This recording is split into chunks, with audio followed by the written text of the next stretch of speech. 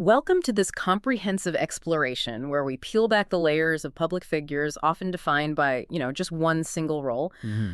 Today, we're undertaking a meticulous review of the life and career of Robert Reed, known universally to millions as Mike Brady, the architect, and, well, the unflappable father of the Brady Bunch. And for those of us who grew up watching that show, Reed really personified the perfect, rational American dad. I mean, here was a man who always had the right advice, a very calm demeanor, and a gentle smile. Always. But our sources reveal that behind this carefully constructed, wholesome public facade was a deeply serious, classically trained dramatic actor. Right. And he was wrestling with some profound creative frustration, immense pressure to maintain a secret identity, and a truly complicated personal life. Our mission in this analysis is to jump beyond that familiar, almost cartoonish image of the sitcom patriarch and really examine the man who played him. We have a really comprehensive stack of biographical material.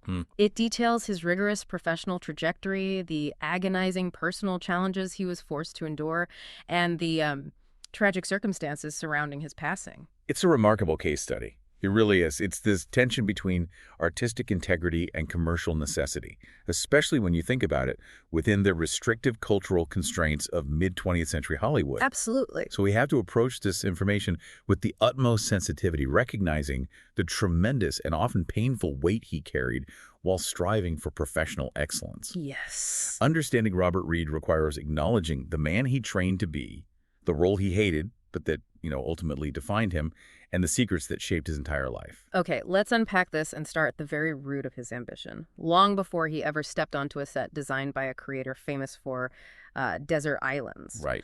Robert Reed was born John Robert Reitz Jr. on October 19th, 1932 in Highland Park, Illinois.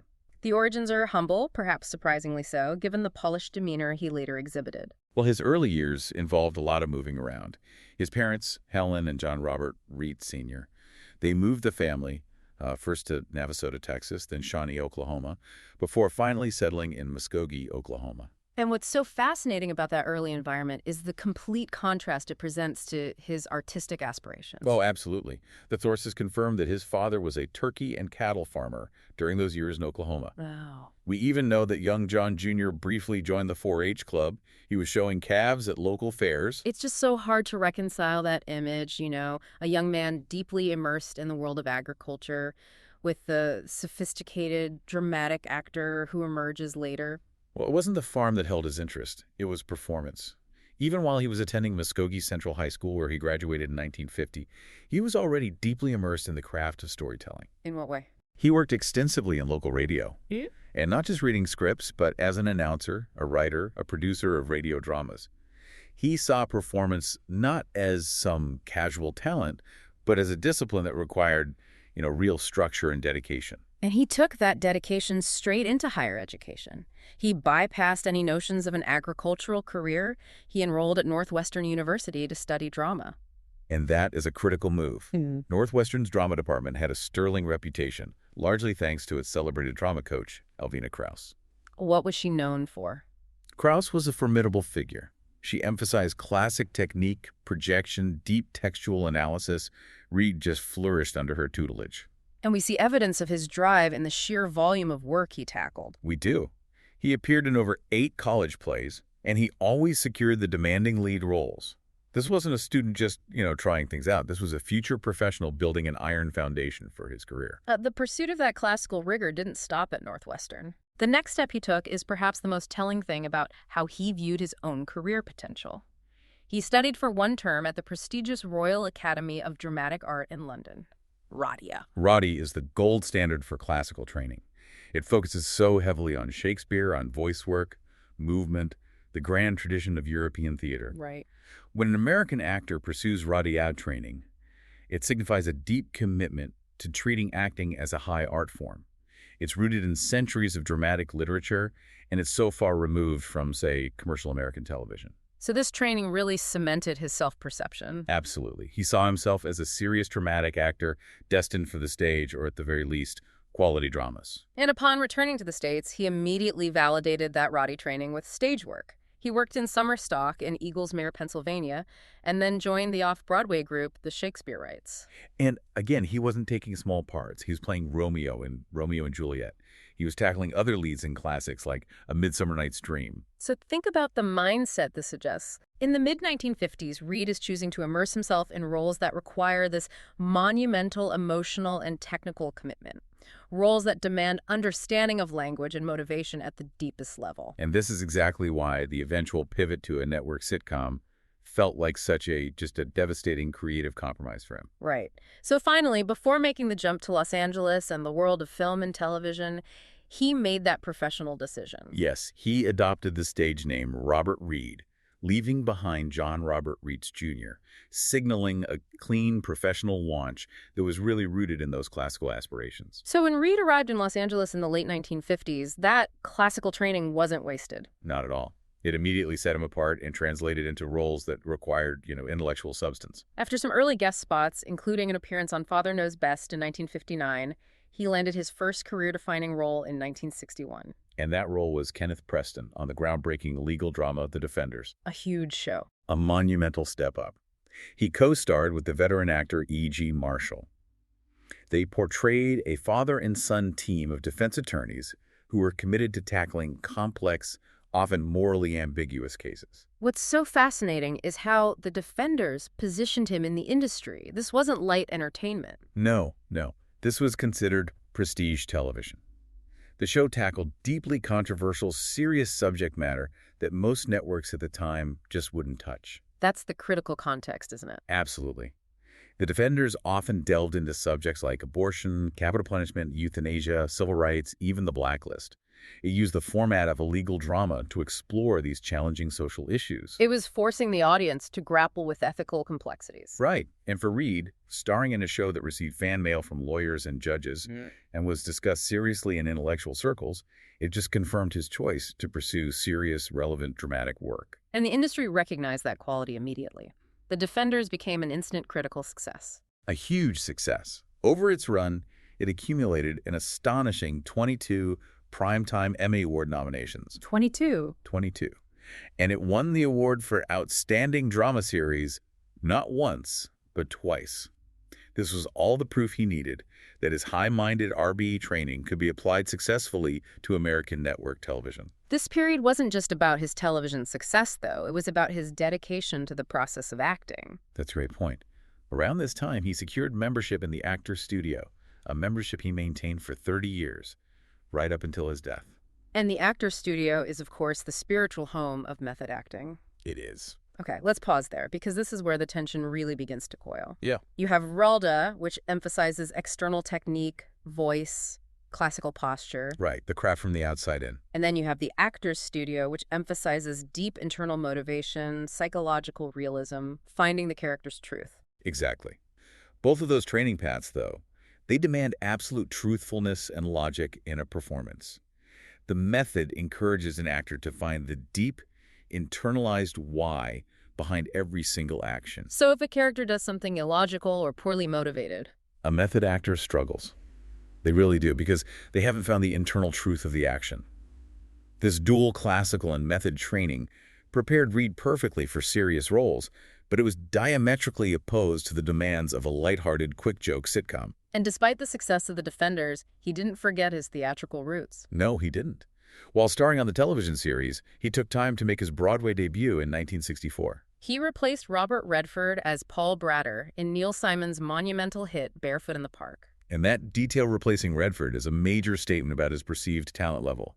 He was considered an equal to the future cinematic superstar. So this entire period, Our Day, Shakespeare, a critically acclaimed network drama, and then Broadway replacing a major star. It's the trajectory of a serious, high-caliber talent destined for long-term dramatic respect. Yet even this stellar run was subject to network politics. The Defenders ran for 4 seasons until 1965, but its cancellation wasn't due to flagging quality. CBS moved the show from its secure Saturday night time slot to the more competitive Thursday nights, which led to a catastrophic ratings drop. And this is really the first professional moment where we see his fate being determined not by his talent or his commitment, but by commercial forces he just couldn't control. He was a successful, respected, dramatic actor. And suddenly he needed a job. That opening set the stage for the most conflicted chapter of his entire career. That Broadway role in Barefoot in the Park was serendipitous in a way because it was still attracting attention in Hollywood. It was. It led directly to contracts with Paramount Pictures and ABC in 1968. And Paramount initially considered him for the television adaptation of Barefoot in the Park, but then that project was retooled. And Reed was suddenly available for the next big thing they had planned. And that next big thing was the sitcom about a blended family, The Brady Bunch. Right. The source material confirms that the creator, Sherwood Schwartz, conceived the idea after reading a Los Angeles Times article that noted the growing number of second marriages involving children from previous relationships. The casting process itself contains some surprising trivia that really underscores Reed's positioning at the time. He was actually the second choice for Mike Brady. That's right. The initial choice was Gene Hackman. Gene Hackman. Can you imagine? But the network rejected Hackman. They deemed him too unknown at the time. So the serious dramatic actor Robert Reed was then slotted in. And Florence Henderson joined as Carol Brady after Shirley Jones decided on the Partridge Family. And this is where the creative collision became almost immediate. From the very debut in 1969, Reed's background, his RA, his method training, his experience tackling capital punishment cases on the defenders, it all made the material of the Brady Bunch feel, well, professionally insulting to him. He viewed the often silly program as fundamentally beneath him. And we see evidence of this sustained, intense creative clash. Reed immediately locked horns with Sherwood Schwartz. He believed Schwartz, whose previous big success was Gilligan's Island, relied too heavily on what Reed derisively called just gag lines, favoring broad farce over character consistency and logic. And you can understand the tension when you look at the expectations of the two men. Schwartz was building a children's fantasy, a world where every problem could be solved by the end of 22 minutes. And character motivation didn't need to be complex. Not at all. Reed, on the other hand, was looking for the deep internal psychological truth of an architect raising 3 children. For him, the lack of realistic motivation wasn't just bad writing. It undermined the very foundation of his craft. The sources confirm that this wasn't a quiet frustration. It wasn't something he kept to himself. No. It manifested in detailed physical complaints. Reed regularly sent Schwartz handwritten memoranda. And these were not simply brief complaints. They were detailed analytical breakdowns of why certain plots were implausible or why a character like Mike Brady would never, ever behave in the manner scripted. And you can just imagine the depth of this conflict, because it's where the humor meets the pathos. Yeah. Imagine an episode where the kids need to save up money for a gift. Okay. The script might require Mike Brady, a successful architect, to suddenly act completely clueless about financial management. Reed would submit a memo arguing something like, Mike Brady is a professional. He runs a business. His primary function is structural design and financial oversight. To suggest he cannot handle basic economics for a children's project is dramatically illogical and undercuts the character's core intelligence. We need to find a more realistic conflict than simple ignorance. Wow. That relentless focus on logic and realism must have driven Schwartz mad. Oh, completely. He was essentially trying to force a Shakespearean approach onto a Saturday morning cartoon format. Another famous example involves a plot line where the kids hide a forbidden item, say, a puppy. Right. And Reed would object, arguing, the house is not structurally designed for a large hidden animal. Furthermore, Mike Brady is present and attentive. His character's intelligence dictates he would notice the change in the children's behavior immediately. The plot must be adjusted to reflect Mike's keen professional observation skills. It's incredible. To his credit, Schwartz did try to alleviate the tension. He offered a concession. He allowed Reed to direct several episodes of the show.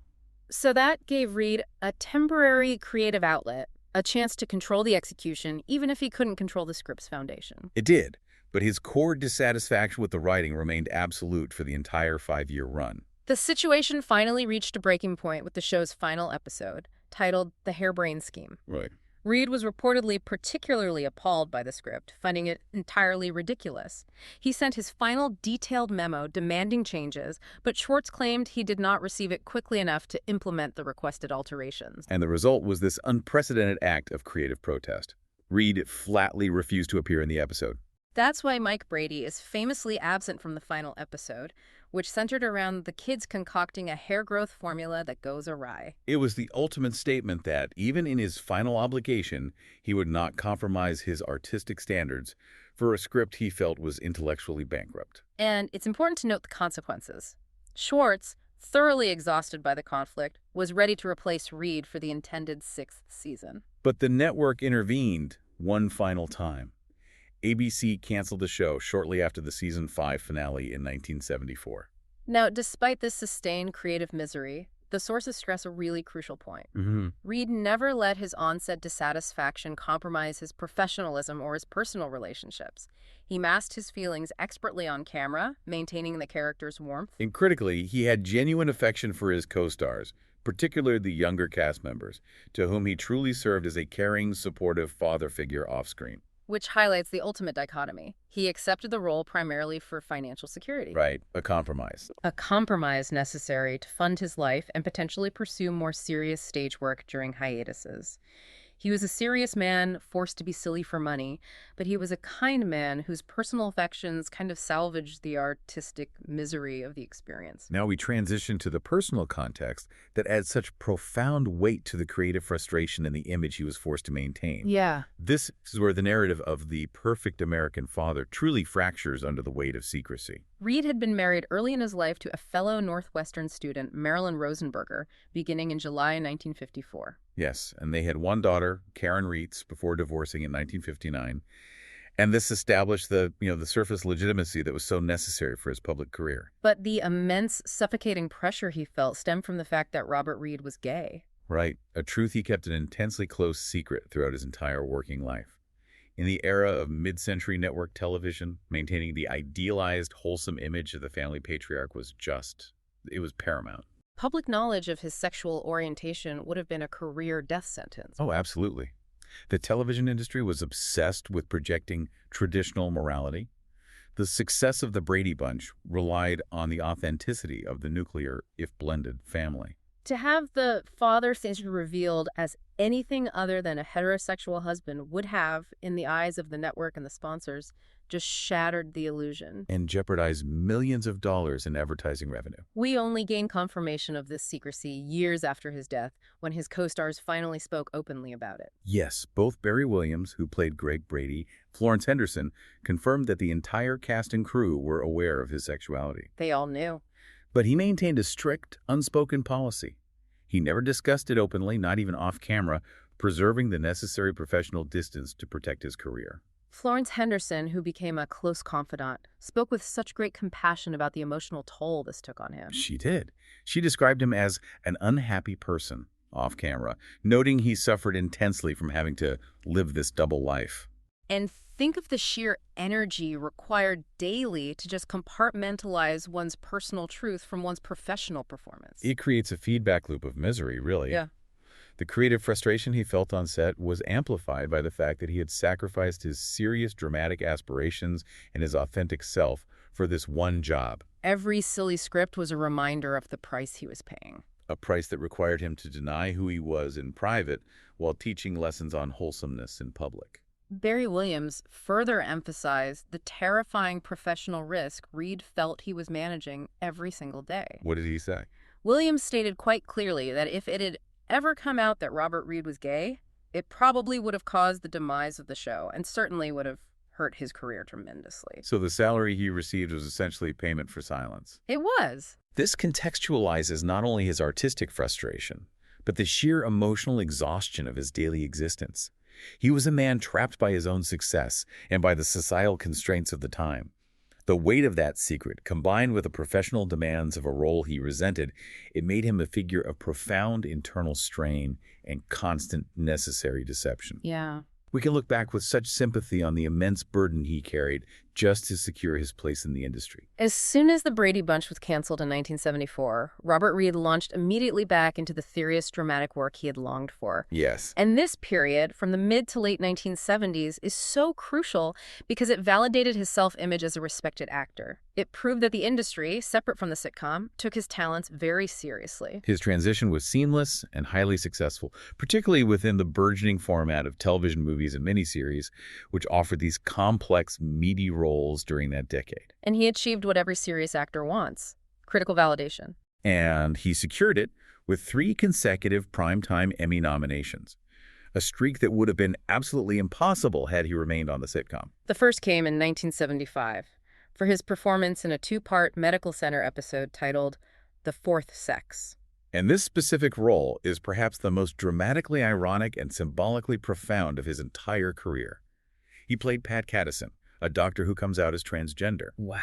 I mean, for a man who had staked his entire career and his sanity on maintaining the persona of the ideal straight husband, keeping his own sexual identity a deep, profound secret to step into an Emmy-nominated role that required him to portray radical public self-acceptance and a transition of identity.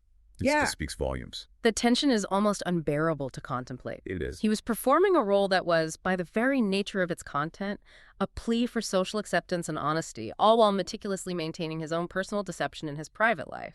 His skill in portraying that role, earning him such high acclaim, it must have been rooted in a deep, painful understanding of what it meant to live outside the established norms and the cost of hiding one's identity. His success continued the following year. In 1976, he received a second Emmy nomination for his work in the phenomenal miniseries Rich Man, Poor Man. Which was a massive cultural event, a sprawling, generation-spanning drama that captured the attention of the entire nation. To be nominated in that context meant he was recognized as a major dramatic player. And the streak concluded with a third nomination in 1977 for his role as Dr. William Reynolds in Part V of the historic miniseries Roots. And Roots was a television landmark. It redefined the power and scope of dramatic storytelling on the small screen. Being nominated for a role in a program of that cultural importance confirmed his status as an actor of substance and integrity, so far removed from the constraints of the Brady Bunch. His dramatic work wasn't just limited to these award-nominated roles, though. No, he worked constantly. He starred in the dark TV movie The Secret Night Caller in 1975, playing a complex, troubled married man with a compulsion to make obscene phone calls. A character miles away from Mike Brady's moral center. Completely. And we have to remember his long-running supporting dramatic role. He played Lieutenant Adam Tobias on the detective series Mannix throughout the entire run of the Brady Bunch. So from 1969 to 1975. Yes. That meant he was often filming serious dramatic scenes on Mannix immediately after finishing a ridiculous farce on the Brady set. And in the early 1980s, he successfully landed another dramatic series lead.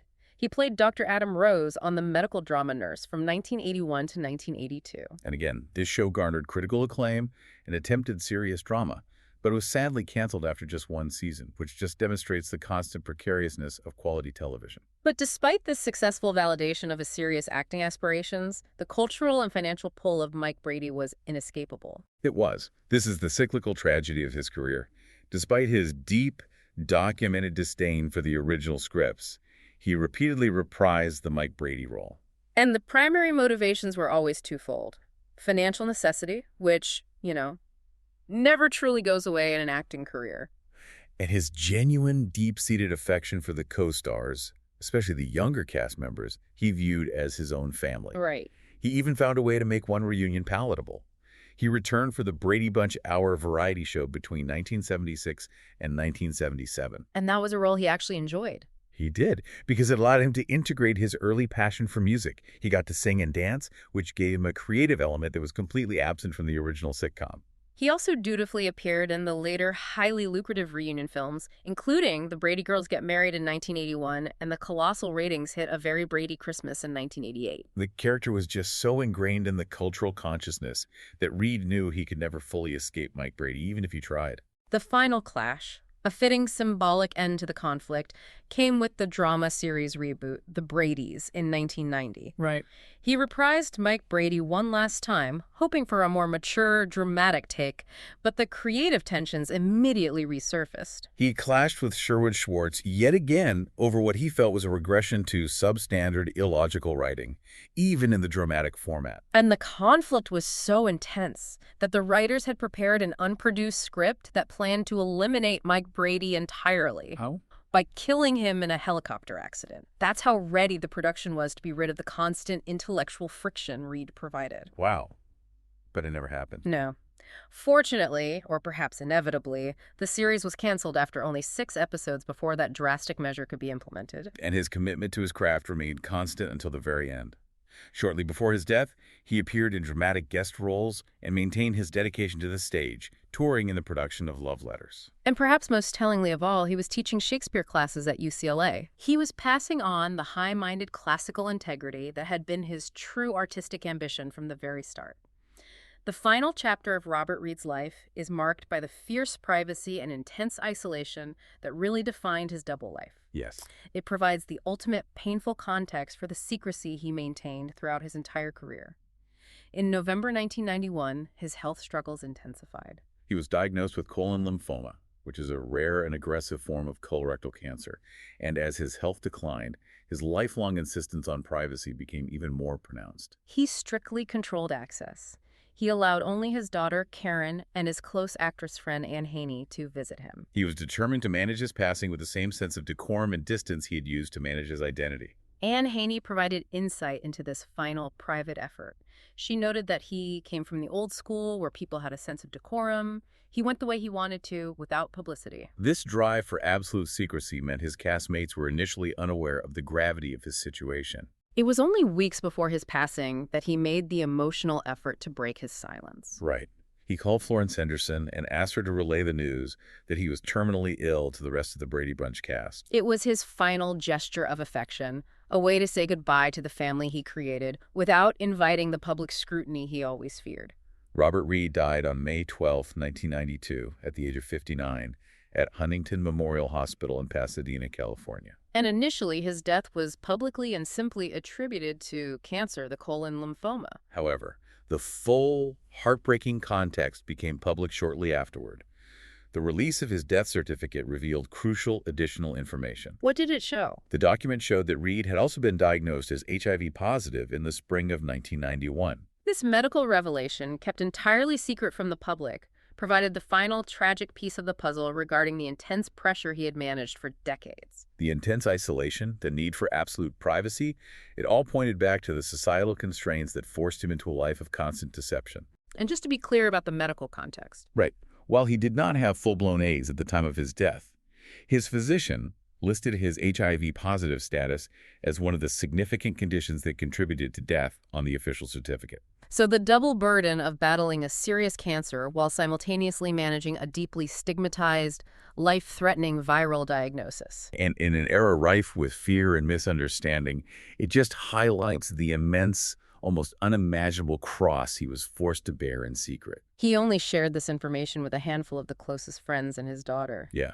The complete picture of Robert Reed, therefore, is not just the frustrated actor, but the deeply private man who was forced to navigate the highest levels of fame while fighting dual medical crises and the persistent existential fear that his core identity would be exposed. He was buried in Memorial Park Cemetery in Skokie, Illinois.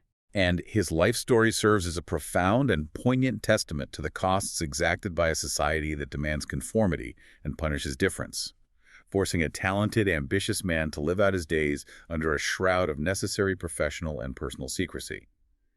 Synthesizing the story of Robert Reed, we see his legacy defined by dramatic tension that very few actors ever experience. He was a professional actor whose entire foundation was rooted in classical training at RDA and the intense psychological commitment of the actor studio. And crucially, that dedication was validated immediately after he shed the role he despised.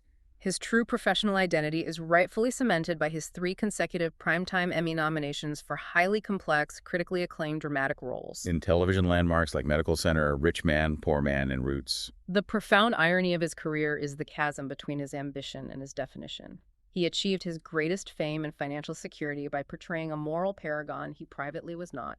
And this conflict highlights the heavy personal and professional toll exacted by the societal constraints of his time, the necessity of hiding his sexual orientation and later his health conditions to protect the very image that paid his bills. The story of Robert Reed leaves us with a profound piece of art and a heavy question about sincerity and sacrifice. Consider the impact of his groundbreaking Emmy-nominated performance as Dr. Pat Cattison, the doctor who achieves public self-acceptance as transgender in Medical Center in 1975. This was a man who felt absolutely compelled to maintain the pretense of being the perfect American husband and father just to survive professionally. What does the brilliant success of that particular piece of acting, a profound exploration of identity. Tell us about the devastating emotional price he must have paid for his own silence. It forces us to recognize that the greatest performances often stem from the greatest, most agonizing private truths. Reed gave the public the father they wanted, but he reserved his real dramatic power for the characters that echoed the struggle he couldn't openly share. Thanks for listening. Thanks for listening.